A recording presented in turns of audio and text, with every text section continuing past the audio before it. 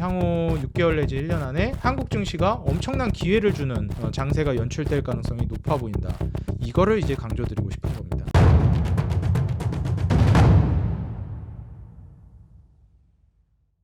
네, 반갑습니다. 주식장인 유튜브 구독자 여러분들, 주식장인입니다.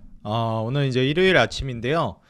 아무래도 이제 다음 주 증시를 비롯해서 최근 이제 굉장히 큰 이벤트들이 많았고, 거기에 따라서 한국 증시뿐만 아니라 이제 미증시까지도 방향성이 이제 어떤 식으로 잡혀 나갈지에 대해서 궁금하신 분들이 많을 것 같습니다. 오늘 같이 이제 시황 분석을 해보면서요, 다음 주 증시 상황이 어떻게 될지 같이 좀 알아보는 시간 가져보도록 하겠습니다. 자, 그럼 본격적으로 같이 시작해 보도록 하겠습니다.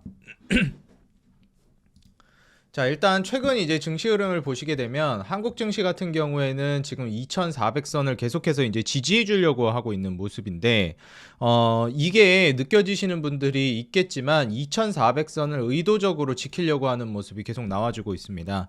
이제 아무래도 뭐 외환보유고를 쓴다든지 연기금을 통해서 어찌됐건 이제 지금 현 상황에서 2400선을 지지해 주려고 하고 있는 건데, 이게 쉽지 않다라는 거를 아마 우리 구독자 여러분들도 느껴지셨을 거예요.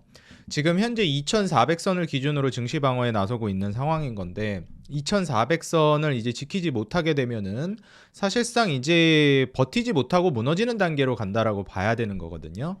근데 제가 얼마 전에 시장 한번 크게 무너질 수 있겠다라고 말씀드렸던 게 바로 이 2400선이 무너지는 포인트였습니다. 그래서 종가 기준으로 무너지길래 이거는 이제 한 차례 이제 급락이 한번 떨어지고 사실상 그 급락 추세가 마무리되면 아마 대시세가 올 가능성이 높아 보인다, 이렇게 좀 말씀을 드렸습니다. 여전히 의견에는 이제 변함이 없고요.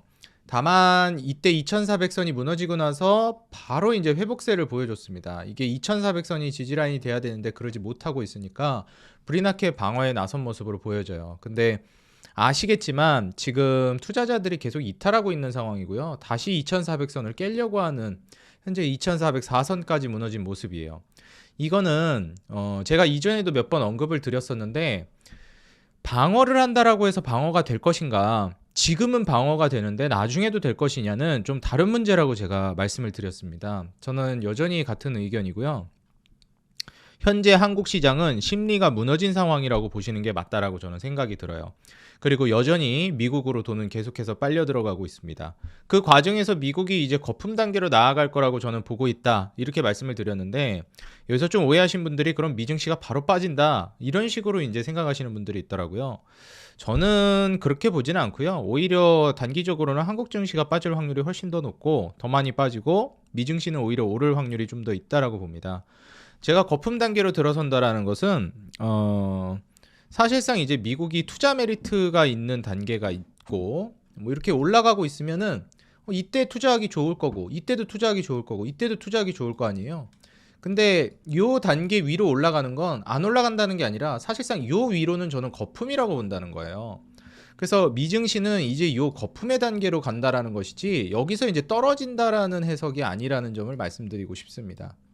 그리고 이제 한국 증시 같은 경우에는 빠지고 있는데, 여기서도 사실 사기 좋고 여기서도 사기 좋은데 계속 빠지고 있으니까 뭐 사기 좋다라기보다는 좀 애매하다고 볼 수 있겠죠. 뭐 사기 애매한데 하다가 요 선을 넘어가면 이제 한국 증시는 사볼 만한 단계인데, 이런 단계라고 볼 수 있는 거예요. 더 안 떨어진다가 아니라 요 아래에서는 이제 사도 좋을 만한 괜찮은 자리라고 보는 겁니다. 그리고 미증시는 더 간다고 보지만 사기에는 애매하다고 보는 거예요. 물론 보유하고 있는 분들이 매도를 한다? 그거는 저는 굳이 미증시 이렇게 분위기가 좋은데 미증시를 매도하는 거는 저는 아직은 좀 빠르다라고 생각합니다. 근데 제가 매도할 준비를 하는 게 좋겠다라고 계속 언급을 드렸잖아요. 미국 주식 같은 경우에는 언제든지 발을 뺄 수 있도록. 그러니까 이런 단계로 들어서기 때문에 매도할 준비를 하시는 게 좋겠다, 매도를 해야 된다가 아니라요. 그런 관점으로 좀 해석을 하시면 될 것 같아요.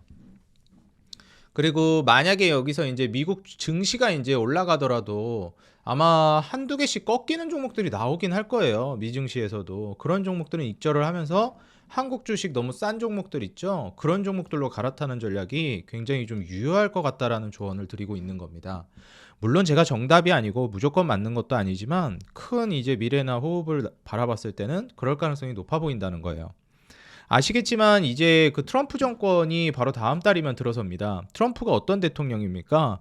사실 기업가로 시작해서 성공한 사람이고, 그리고 그로 인해서 포트폴리오를 기반으로 대통령이 된 사람 아니겠어요?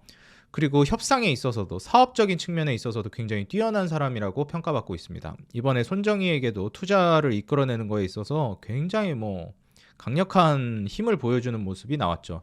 손정희가 소프트뱅크 회장이 정말 쩔쩔매는 모습을 보여주죠. 어쩔 수 없는 게 트럼프도 대단한 사람이 맞지만 미국이라는 나라를 등에 업고 있으니까 어쩔 수가 없다라고 생각이 들어요.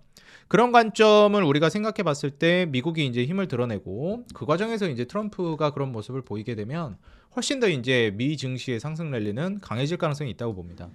최근에 이제 다우는 12월부터 계속 무너지는 모습을 보여줬고 나스닥 역시도 한 차례 꺾이고 S&P 역시 마찬가지 반도체도 이제 조정이 나왔었는데 직전 거래일에는 이제 한번 반등을 보여주는 모습이 쭉 나와줬어요. 금요일 밤에.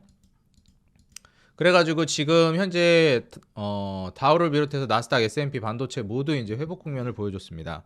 이제 곧 있으면 크리스마스예요. 그리고 이제 1월이 다가옵니다. 그 말인즉슨 트럼프 취임이 이제 얼마 남지 않았다라는 것이고 트럼프가 취임되면 그런 자신의 이제 기업가적인 마인드 그리고 또 정당도 공화당 쪽이잖아요. 기업 친화적으로 바뀔 것이고 이미 법인세는 인하하겠다라고 얘기를 공표를 했기 때문에 법인세 인하 관련해서는 저는 이견의 여지가 없다라고 보고 있습니다.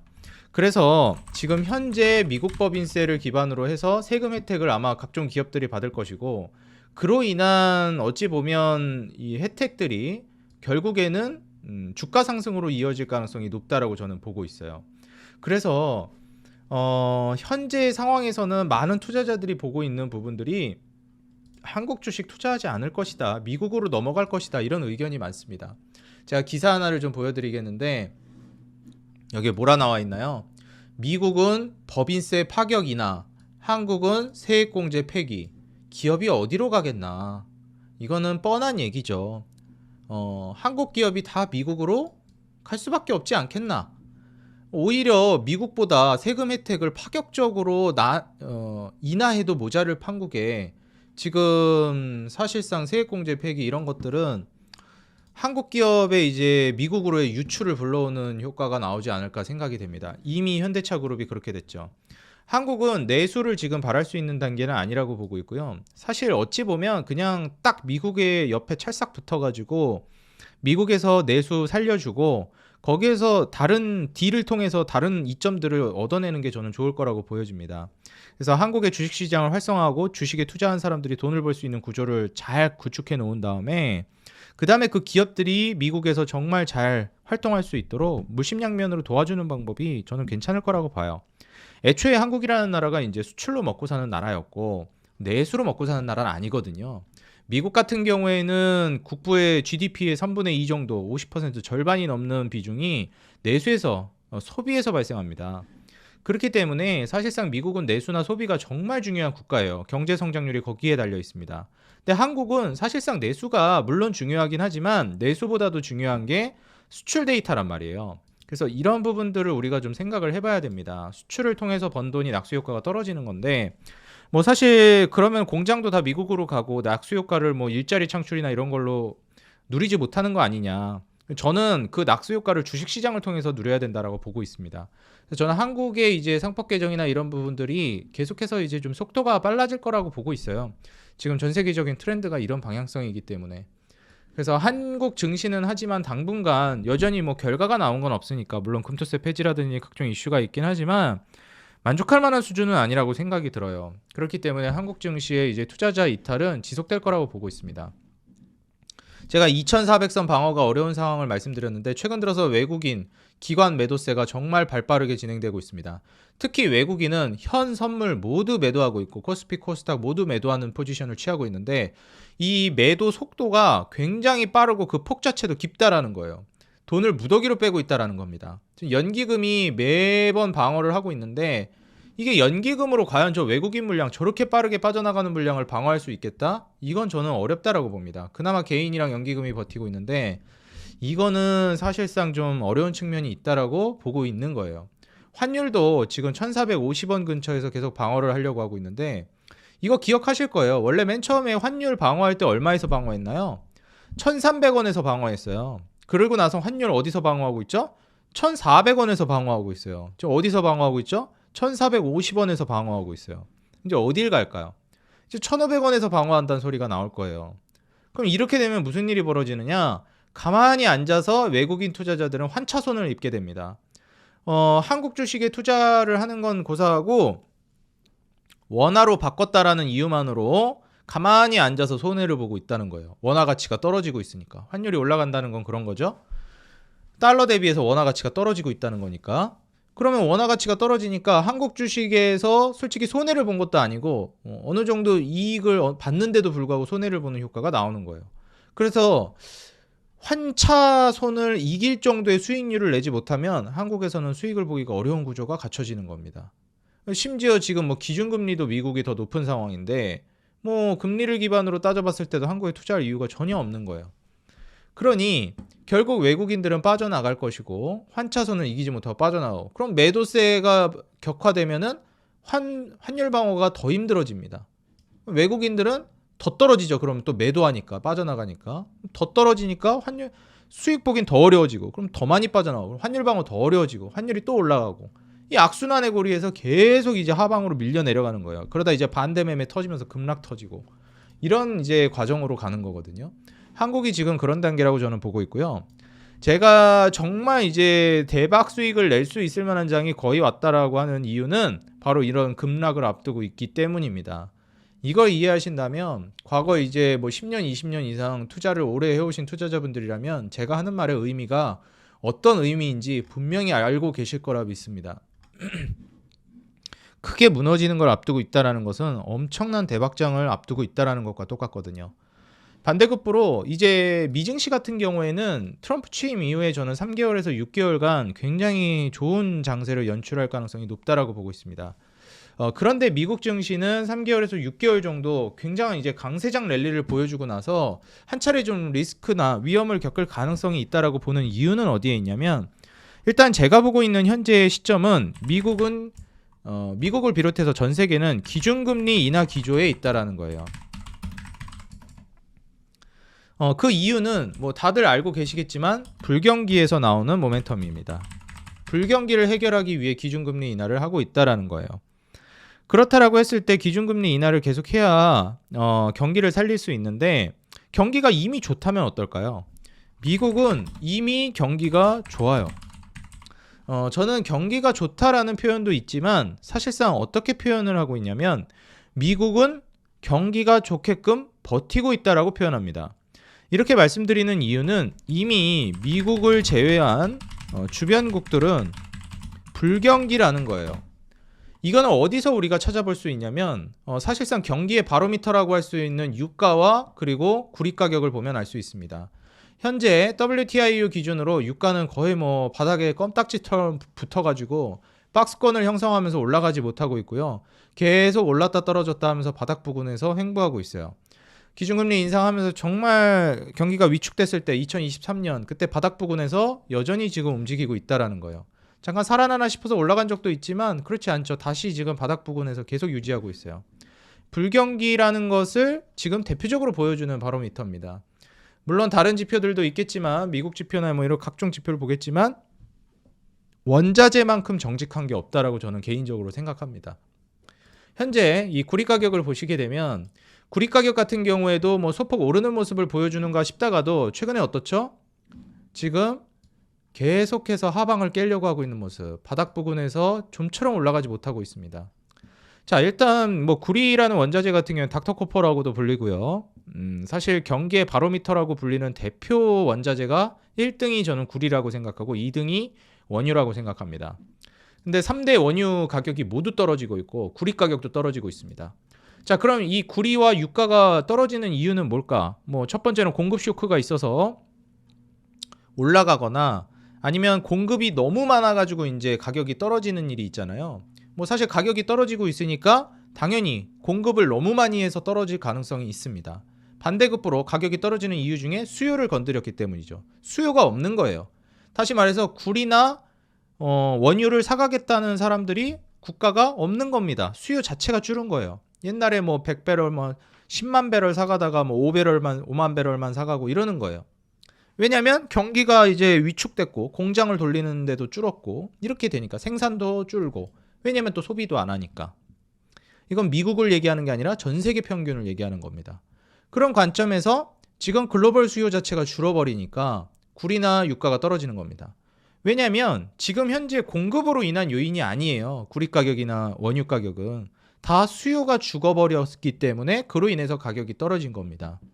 이게 지금 불경기를 나타내는 대표적인 바로미터예요. 근데 미국은 어떻죠? 나름 경기 지표가 괜찮습니다. 지금 미국을 제외한 주변국들은 불경기라는 증거가, 일단 원유랑 구리 가격이 좀처럼 올라가질 못해요. 그런데 미국은 버티고 있는 이유가 뭐냐면 경기 지표가 뭐 선방하고 있습니다. 나름 이제 소비 지표도 괜찮은 편이고요. 소매 판매 같은 경우에도 뭐 준수하게 버티고 있는 편이고, 뭐 사실 실업률 좀 올라간다 하지만 고용 지표도 막 엄청 좋은 건 아니거든요. 뭐 되게 좋다 이것까지는 아닌데 버티고 있다, 선방하고 있다, 이렇게 평가해요. 근데 이걸 보고 이제 사람들이 뭐라고 하냐면, 잠깐 이제 또 물가가 튀기도 했어요. 미국 같은 경우에 물가도 좀 이제 튀는 모습을 보여줬습니다. 그러니까 경기는 잘 버티고 있는데 물가가 튀네? 이러면 기준금리를 내리면 안 되는 거 아니야? 기준금리 내리면 물가가 엄청 튀잖아요. 그렇기 때문에 야, 이게 원래 기준금리 인하하려면 기준금리 인하 조건은 사실상 물가가 안정이 되고 그 다음에 불경기가 와야 하는데, 미국은 경기를 나름 선방하고 있고 괜찮게 유지해주고 있는데 물가는 또 튀려고 해. 그럼 이게 지금 완전 다 반대로 가고 있는 거잖아요. 기준금리 인하할 명분이 모두 뭉개지고 있는 상황입니다. 그러다 보니까 사실 이번에 12월에 미국이 이제 기준금리 인하를 하기는 했는데 이제 내년이 문제거든요. 내년에는 원래는 한 4번 정도 인하할 계획이었다 얘기를 했어요. 근데 아니다, 2번 인하할 계획이다, 이렇게 이제 어떻게 보면 스탠스를 바꿨습니다, 연준 쪽에서. 저는 이것 때문에 사람들의 심리가 조금 무너지면서 뭐 미국 같은 경우에도 좀 타격을 받았고 전 세계적으로 기준금리의 좀 인하에 브레이크가 걸릴 수가 있겠다. 그렇기 때문에 사실상 이제 우리가 예상했었던 그런 양적 완화가 좀 더뎌질 수 있겠다라는 우려 때문에 전체적으로 좀 타격을 받았다라고 생각합니다.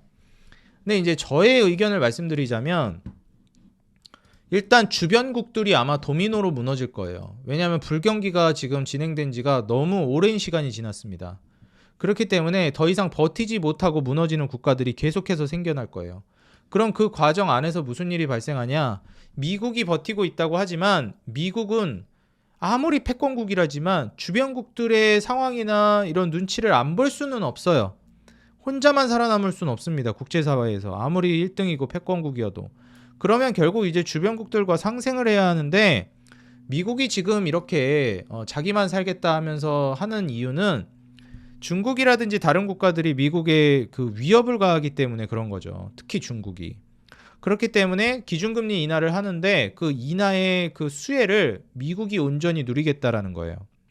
그리고 미국에 와서 장사해가지고 돈을 벌 거면 미국이 너희 버는 거에 있어서 좀 더 많은 부분을 가져가겠다 이겁니다.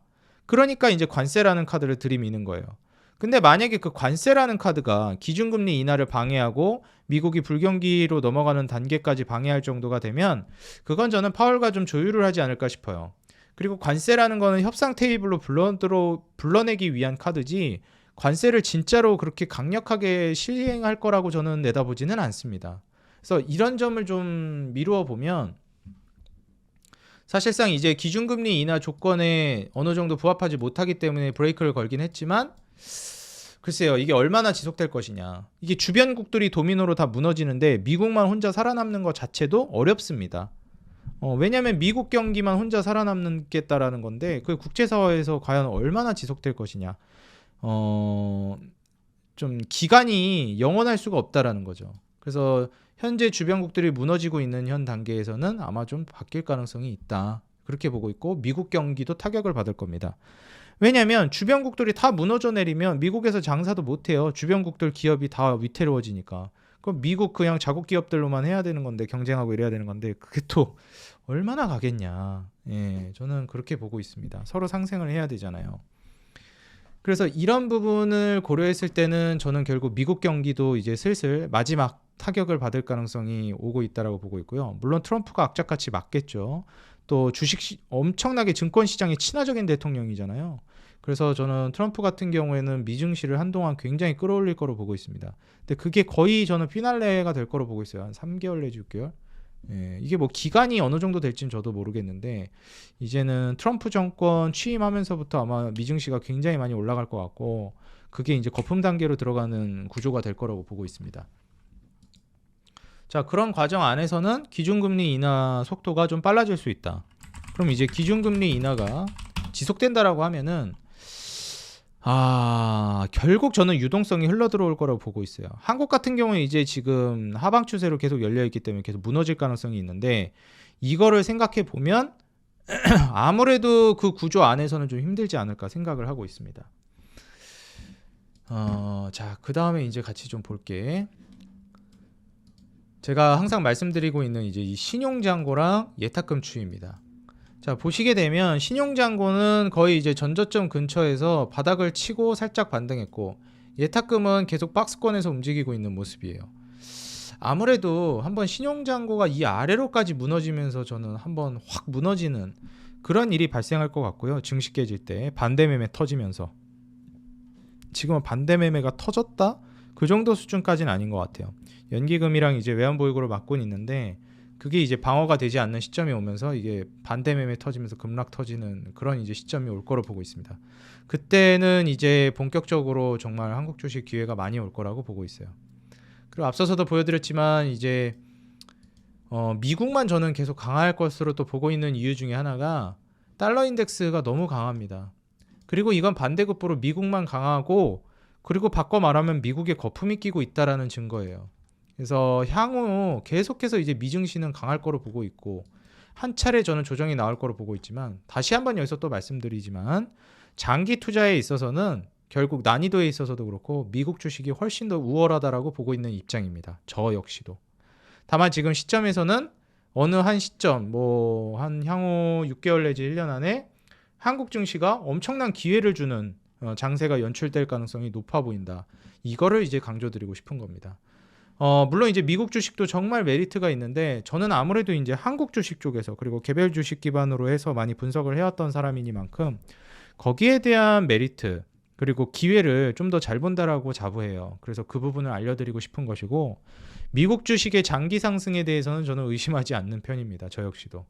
그리고 당분간도 한국 증시가 오히려 저는 어려울 것이고 계속 빠질 것이고 오히려 위기급으로 큰 급락이 나올 거라 보고 있고 미국 증시는 트럼프 취임 이후에 좀 좋을 가능성이 있다라고 봐요. 다만 그 전으로 해가지고 미증시가 한번 꺾일 수 있겠다라고 저는 내다보는 것뿐입니다. 근데 이제 그 꺾이는 시점이 지금 시점이냐 아니면 트럼프 취임 이후에 쫙 더 올렸다가 그때 꺾이냐 그 차이인 것 같아요. 뭐 이런 패턴을 반복하면서 여기서 이제 무너졌다가 가느냐 이렇게 가느냐 아니면 이때 취임하면서 트럼프 취임하면서 이제 강세장 연출했다가 여기서 뭐 꺾이냐 뭐 요 정도 차이인 것 같은데 여기서 돈 빠져나오는 거에서 이제 저는 한국 증시가 무너진 이후 수급이 좀 들어올 가능성이 있다라고 보는 거예요. 근데 아무래도 이제 트럼프 취임이 한 달여 남짓밖에 안 남았고 미 증시나 그리고 경기 지표도 나쁘지 않은 수준을 보여주고 있는 데다가 물가 지표까지도 살짝 튀었기 때문에 이 부분은 당분간 이제 미증시가 좀 강세를 띠는 게 더 연장이 되지 않을까.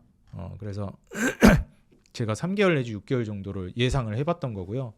3개월 내지 6개월의 근거는 연말에 이제 소비가 몰렸기 때문에 미국이 지금 이번에 블랙 프라이데이라든지 크리스마스라든지 연말 랠리를 통해서 소비가 정말 폭발적으로 늘었습니다. 그래서 와 이거 미국 사람들 돈이 없는 게 맞아?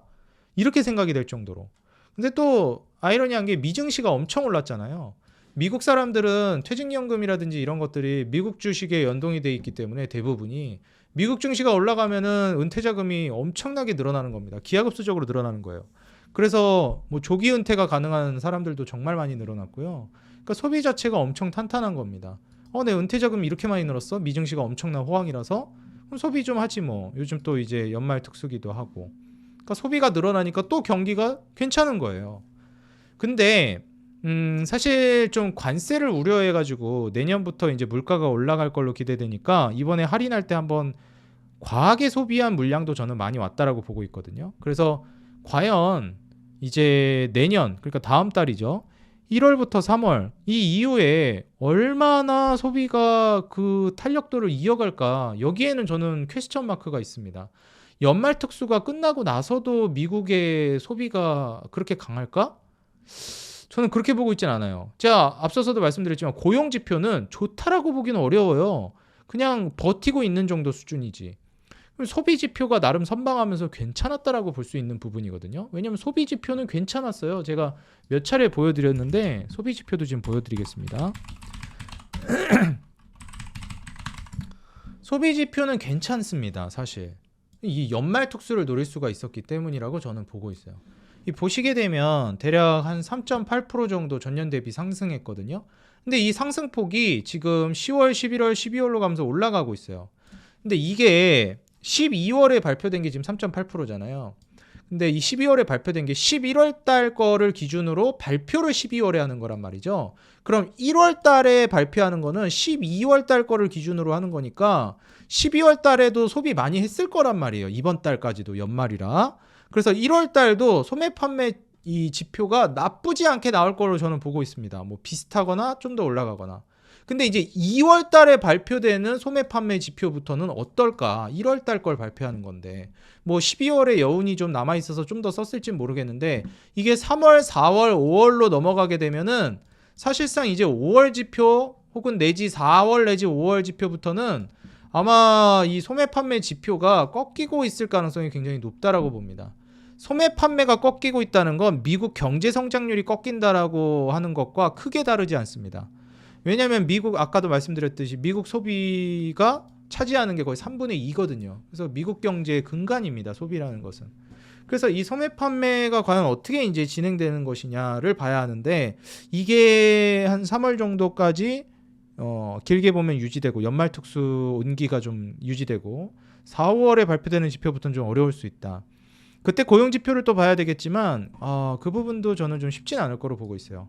물론 그때쯤 돼서 트럼프가 이제 막 엄청난 부양책을 내가지고 막 인프라 정책이라든지 이런 걸 통해서 한 번 더 붐업을 시킬 가능성이 있다고 봐요.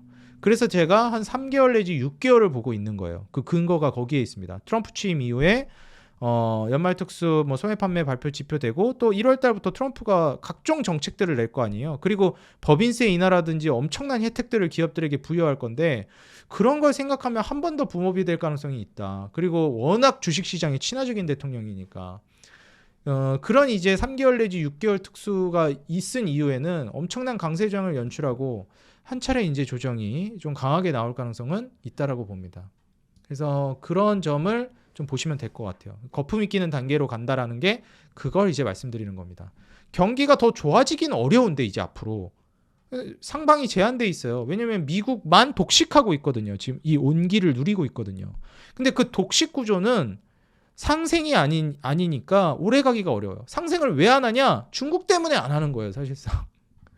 그러니까 이제 미국이 먼저 하고 중국이나 이제 주변국들이랑 상생을 해도 미국이 워낙 많이 성장해서 그리고 주변국들과 격차가 워낙 많이 벌어져서 괜찮을 것 같다 싶으면 이제 또 온기가 확산되겠죠. 그리고 미국마저 그 시점이 되면 힘들어질 거예요. 그걸 제가 예측하는 기간이 3개월에서 6개월 정도다. 이렇게 말씀을 드리는 겁니다.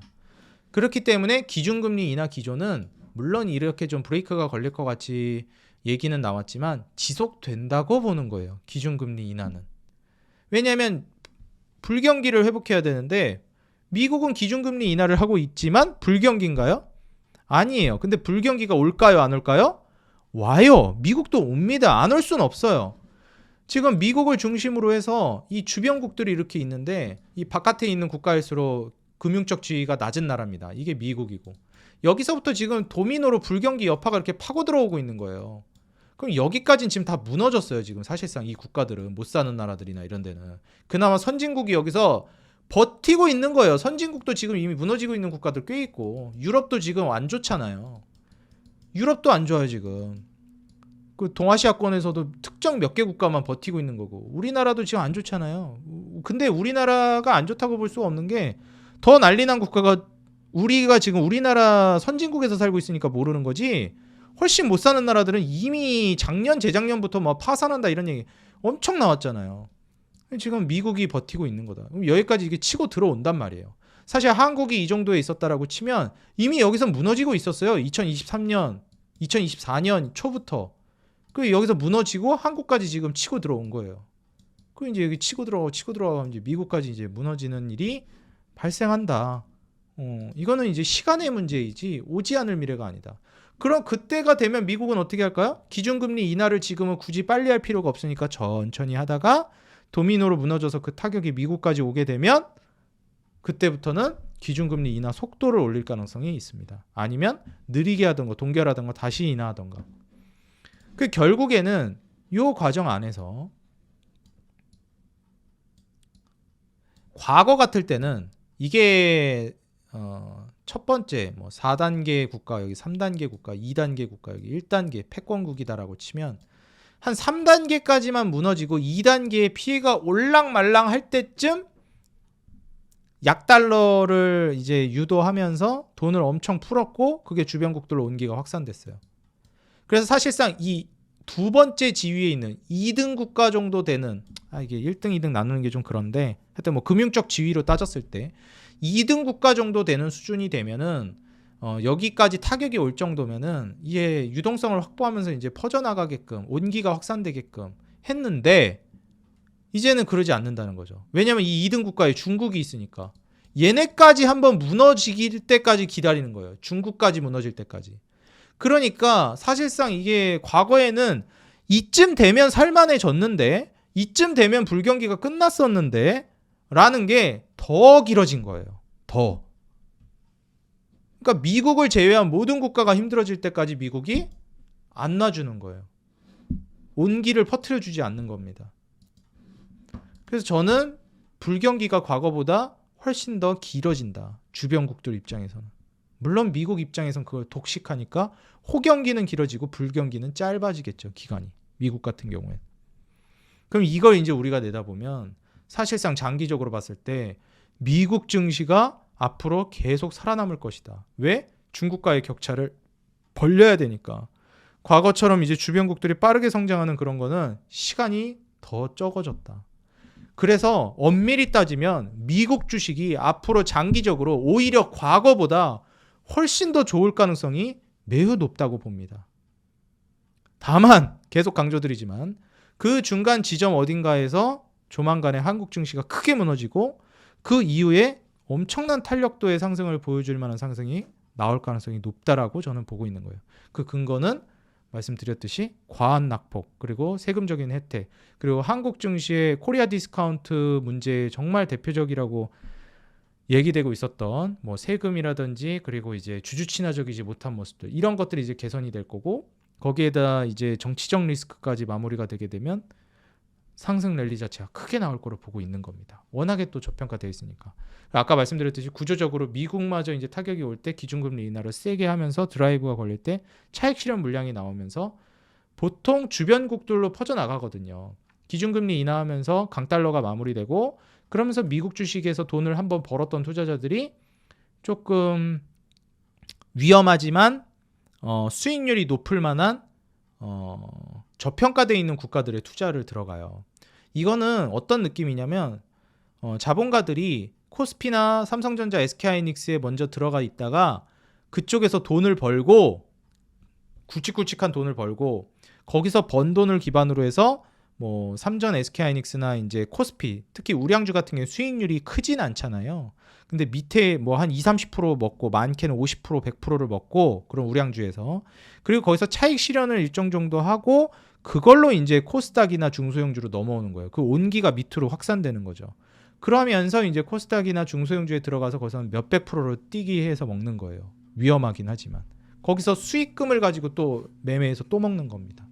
그러니까 사실상 코스피부터 우량주부터 중소형주로 내려오는 이 낙수 효과 기조는 거의 비슷한 패턴이에요. 이건 국가에서도 비슷하게 드러납니다.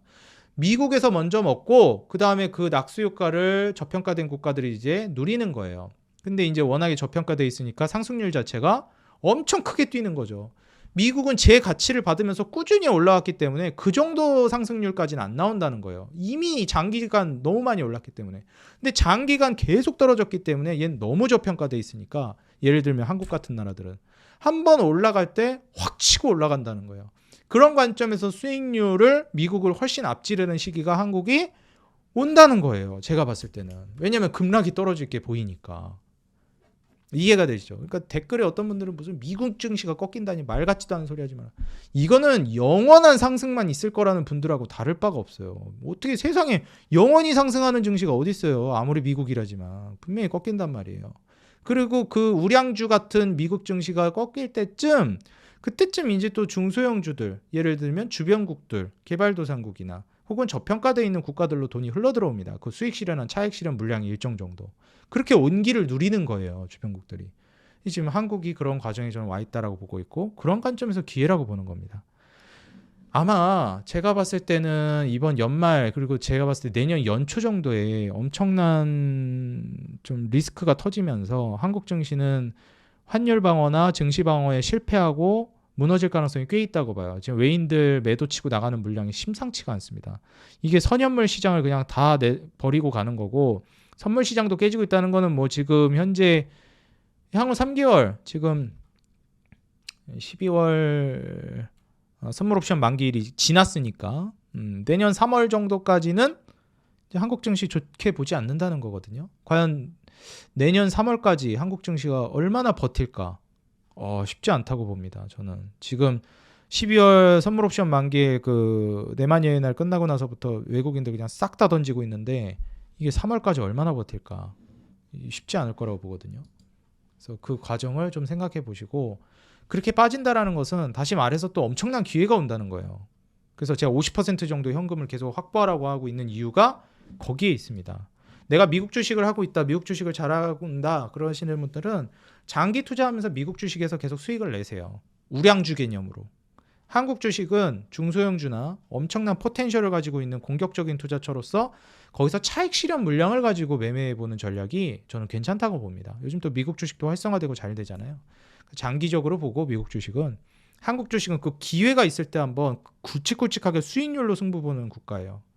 그거를 한번 노려보시라고 저는 말씀드리면서, 이번 리스크 이후에, 급락 이후에 기회를 같이 좀 잡아보시면 좋겠다 말씀을 드립니다. 제가 우리 구독자 여러분들이랑 계속해서 이 기회를 잡아보면서 타점을 잡아드리고 시황을 잡아드리고 있습니다. 여러분들 아직 입장 안 하신 분들은 하단에 더보기란이나 고정 댓글에 텔레그램 방 링크 남겨놨거든요. 제가 이제 특강도 지금 준비해놨기 때문에 더 자세한 내용 통해서 특강을 통해 도움받겠다 하시는 분들은 여기 교육 자료랑 검색식도 100% 무료로 자유롭게 드나들 수 있는 방입니다. 오셔가지고 도움받아 가시라 말씀드리고요. 아직 여러분들 구독 안 눌렀다 하시는 분들은 구독 버튼 한번 눌러주시면 감사하겠습니다. 지금 현재 주식장인 유튜브 채널 여러분들 사랑에 힘입어서 쭉쭉 성장하고 있거든요. 구독과 알람 버튼, 그리고 좋아요, 그리고 여러분들 응원 댓글 짧게나마 한 줄 달아주시는 거 너무 큰 힘이 되고 있습니다. 꼭 한 줄씩 달아주시면 감사하겠고, 항상 우리 개인 투자자 여러분들의 수익 하나만을 위해 여러분들이 돈을 벌어야 제가 돈을 번다는 모토로 정진해 나가도록 하겠습니다. 지금까지 주식장인이었습니다. 감사합니다. 행복한 하루 되세요.